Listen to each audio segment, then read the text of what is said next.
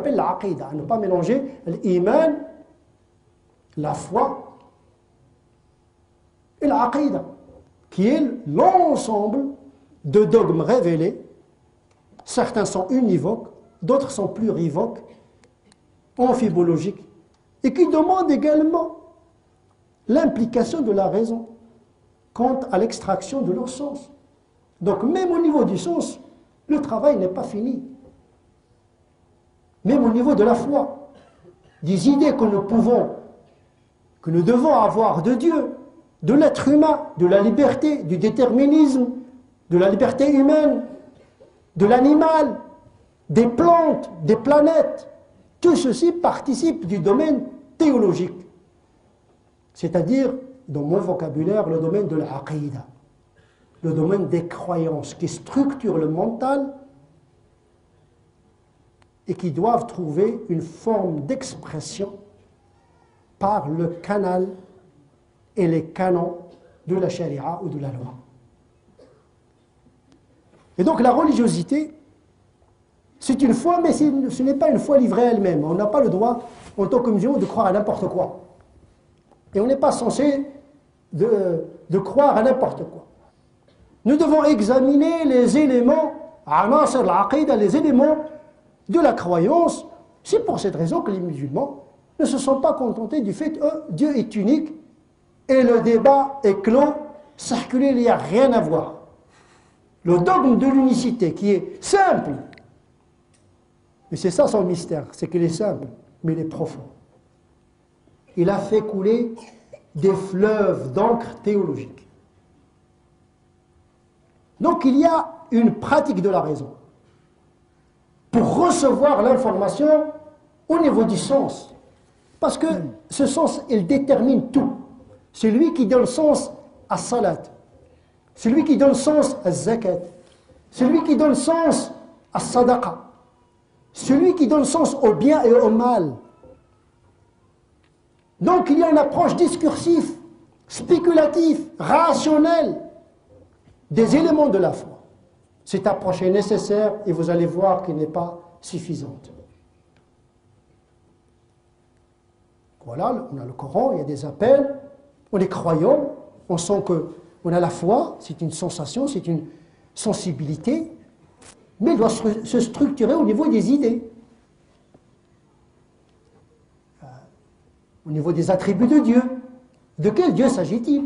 De quelle lecture de l'unicité s'agit-il? Est-ce qu'on va accepter le littéralisme des anthropomorphistes ou les abolitionnistes rationalistes qui abolissent les attributs, ou bien de frayer un chemin médian entre la métaphore et la lettre du texte? Concernant le discours sur Dieu, lequel discours sur Dieu a pris en considération le contexte de la révélation? Je ne vais pas aborder ce sujet un peu crucial.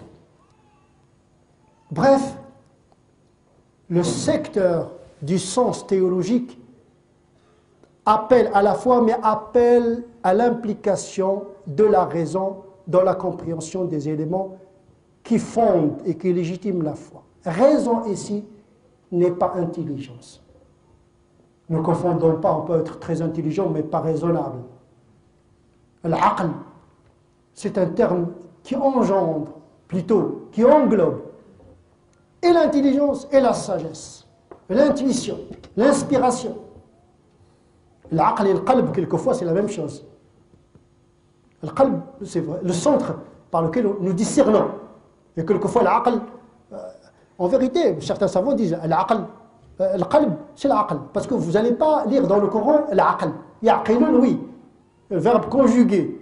Mais l'aql, ça n'existe pas dans le Coran. Certains ont compris que le qalb, c'est l'aql.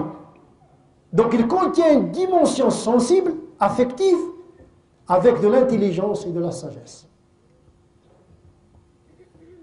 L'aql d'ailleurs, c'est un dérivé de aqala, ça veut dire brider. Il modère les instincts et l'affect pour permettre à l'intelligence de s'exprimer.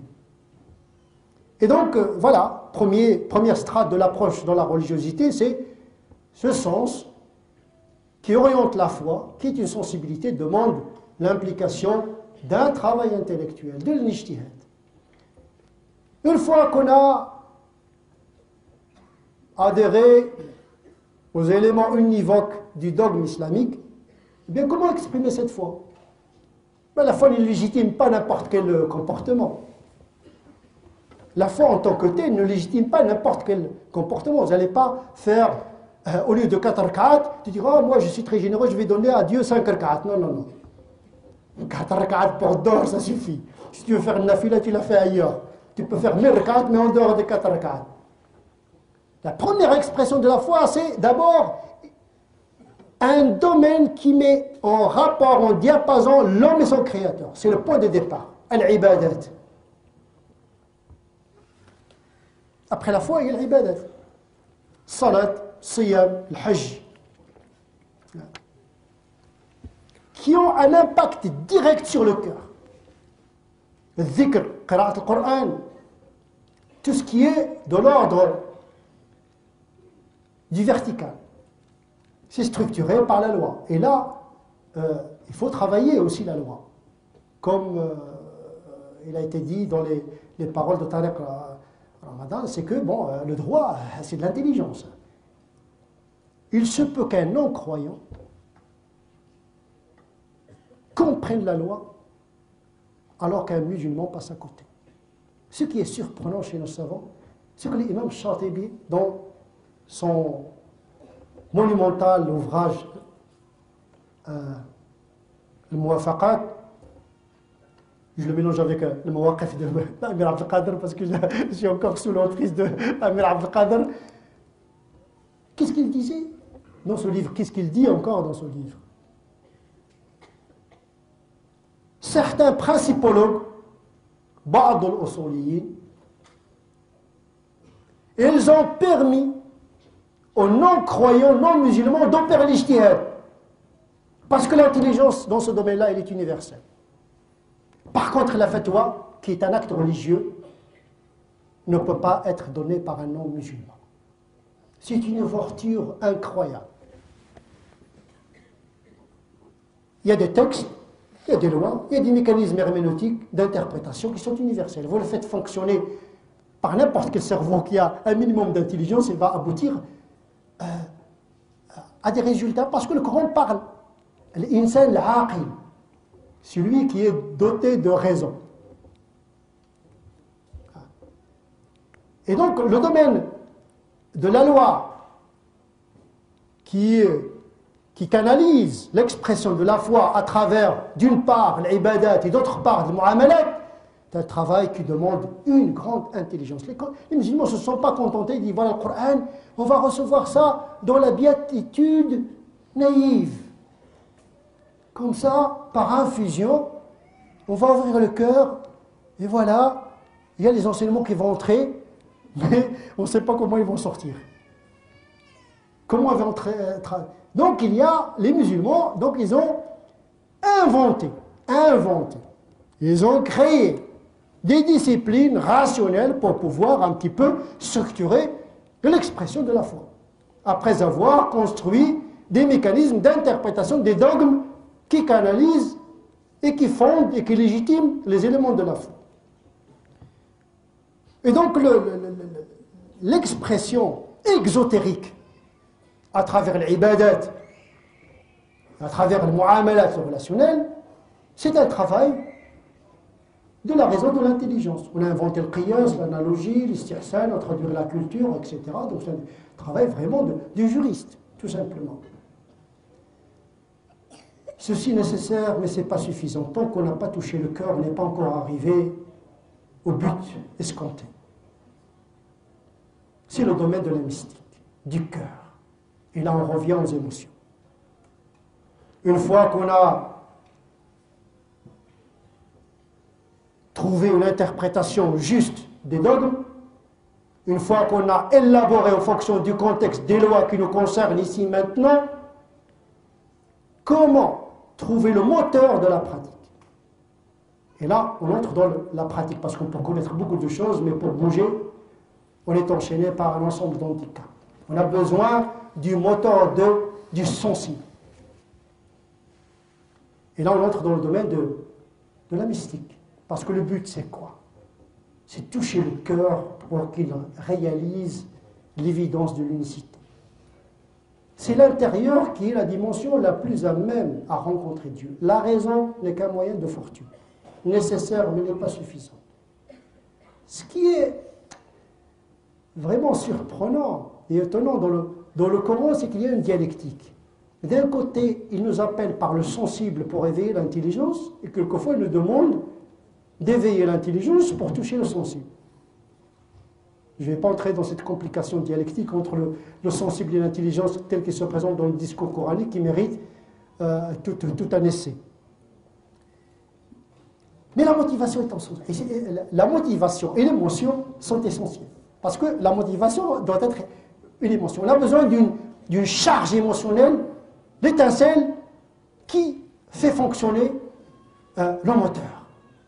Al-intibāhu min raqdati al-ghafla, comme disent les mystiques. L'éveil du sommeil de l'âme. Comment se réveiller? Comment faire jaillir l'étincelle de la lumière d'un cœur somnolent? Eh bien, c'est le travail des mystiques. Et même les mystiques, ils ont fait un travail intellectuel. On ne peut pas éveiller le cœur n'importe comment. On ne peut pas engager le cœur et le sensible dans la découverte de Dieu sans une forme de rationalité. On a vu dans l'histoire de l'islam, Turuq Sofiya, des lectures des maîtres spirituels qui maîtrisent et la théologie et Sharia en même temps. Pour moi, le Sharia, c'est le système normatif qui codifie pour les comportements exotériques des individus, mais qui maîtrisent le psychologique et qui ont l'approche expérientielle intérieure et qui ont goûté à la perception gnostique du divin. Nous avons les théologiens en matière de l'aqida, nous avons le fuqaha al-usulin en matière des lois qui structurent le comportement du corps, mais nous avons également les maîtres autorisés qui nous donnent la voix du cœur. Tawakkul, c'est un sentiment, c'est une émotion, c'est un sentiment. Mahabbatullah, mais c'est un sentiment. L'ikhlas, tous les actes nobles sont intérieurs. Ce sont des pratiques, mais une pratique du cœur. Le faqih, lui, il ne parle pas de tawakkul, le khushu', l'ikhlas, ce n'est pas son domaine. Il peut vous dire, voilà, vous avez fait 4 rak'at, vous avez respecté les mouvements de salat, etc. Votre prière est valide. Exotériquement. Mais ésotériquement, il faut réaliser d'autres critères de validité de la prière. On n'aime pas n'importe comment. L'amour ne justifie pas n'importe quoi. Il ne suffit pas d'aimer Dieu pour faire n'importe quoi. L'ikhlas. L'ikhlas, ce n'est pas un sentiment gazeux. Être dans les bras, oh, alhamdoulilah, je suis dans la spiritualité, dans une assemblée, ah, on a plané. Vous avez plané où? Ça, c'est la transe, oui. C'est pas de la spiritualité. C'est peut-être le psychologique, c'est un sentiment, peut-être spirituel, mais n'a pas cette profondeur que cherchent les maîtres de la voie initiatique qui mène vers la rencontre et le mystère et la vérité de Dieu. Parce qu'en définitive, il s'agit de quoi? C'est d'être le plus près de Dieu. C'est le programme que doit avoir, en principe, chaque cheminant musulman qui est conscient du but de son existence. Mais on a besoin des moments de trouble, d'émotion, comme des moments de transition d'un état inférieur à un état supérieur spirituel. Nous avons l'exemple inaugural, fondateur de l'importance de l'émotion dans la quête de la vérité. La rencontre de Rasoul sallallahu alayhi wa sallam avec Jibril. Quand il a reçu l'information révélée, il a été troublé, abasourdi. C'est un trouble nécessaire pour opérer le saut vers Dieu. Tant que le musulman n'a pas senti un moment de sa vie cette secousse émotionnelle qui le trouble, il n'a pas